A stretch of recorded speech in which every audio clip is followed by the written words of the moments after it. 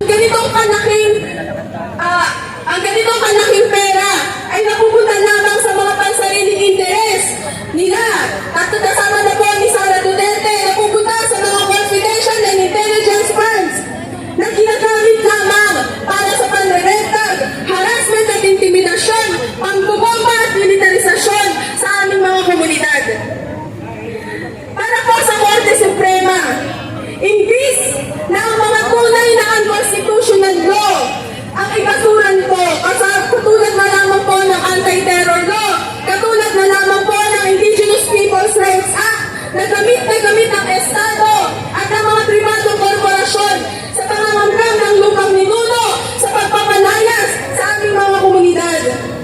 Kahapon nga lang po ay nabalitaan at nalaman ng mga katutubong Mangyang Iraya ng Occidental Mindoro na naaprubahan po ang kasong isinampa sa kanila ng Peaceland Corporation na isang real estate corporation na gustong kamkamin ang kanilang lupain sa Abra de Ilog.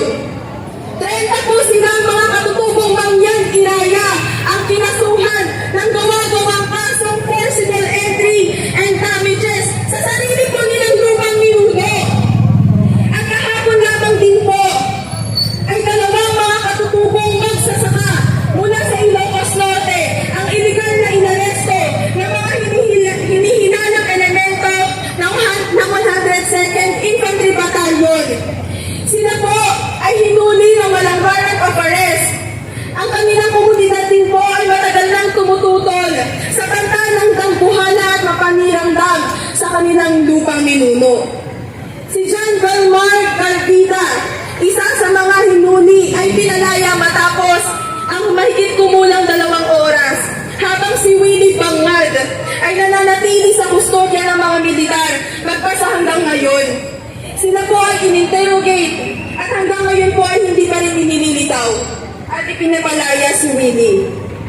Kailangan pong kilalanin ng Korte Suprema na ito po